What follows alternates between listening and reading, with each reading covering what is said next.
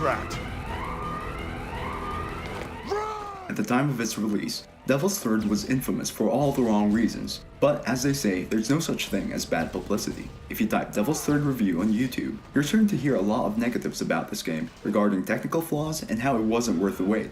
And that's all true. However, listening to those reviews led me to think that Devil's Third is completely bad, but it isn't. Don't get me wrong, I wouldn't recommend this game for its release date price of $60 American or $89 Australian, but I happened to come across it for quite a bargain, $15 Australian brand new.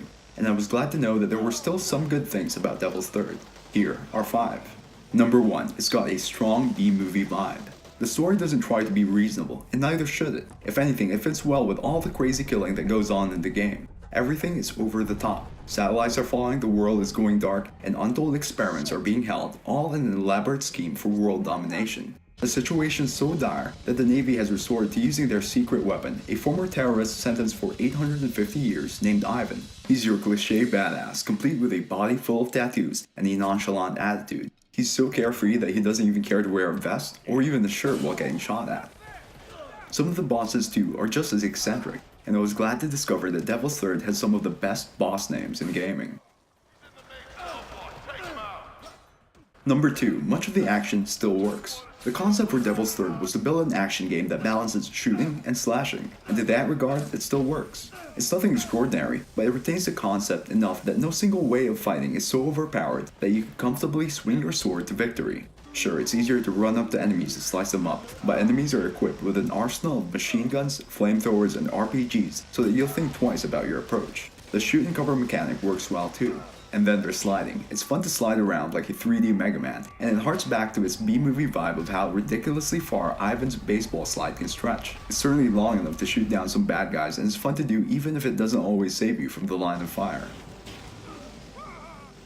Number 3, Score Attack. Devil's Third has a score attack mode. You can replay each of the 9 missions to tackle more tactically for a higher score. You're rewarded for feats like multiple kills and finishing blows. Score chasers will be happy to know that there are different high scores for global, monthly, and weekly. So if you came up short this time, you can find reason to try again next week.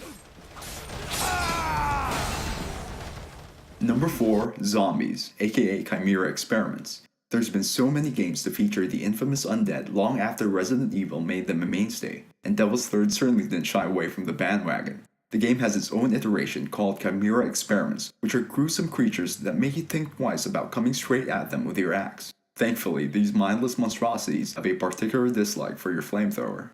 Number 5, it's Scars. Back in the month Devil's Third was released, fans, mostly collectors I bet, were scrambling to find copies of it in the States. And it went so far as going beyond double its price on eBay. Many say the reason for this was that Nintendo was unhappy with the quality of Devil's Third, with talks swirling of Nintendo dropping publication. Nintendo eventually decided to go on publishing the game, but it didn't go without generating doubt about the product's quality.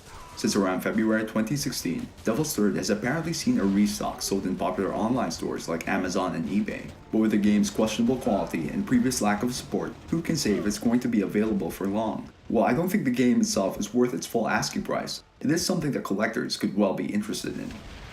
So those are 5 good things about Devil's Third. But truthfully, as I finished playing the game, I found more good things to say. There are war trophies to be found on every level. It's one of the few gory Wii U games. Friendly AI can be helpful at times. There turns out to be quite a bit of enemy variety, each with different strengths and weaknesses. And lastly, the sound, from the music to the voice acting, is generally decent.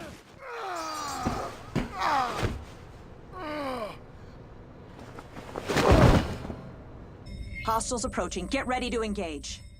So there you have it. I meant to say 5 but I ended up with 10. Do note that I would neither recommend buying Devil's Third at full price, nor would I look forward to it like it's an outstanding game, because it's not. The game's still technically flawed with an unhelpful camera, barren corridors, and an online multiplayer soon to end on December 29th of this year. But if you happen to find it in a killer bargain, just remember, it's not all bad. Did you think Devil's Third was much worse, or did you also find good things to say about it? Let me know down in the comments.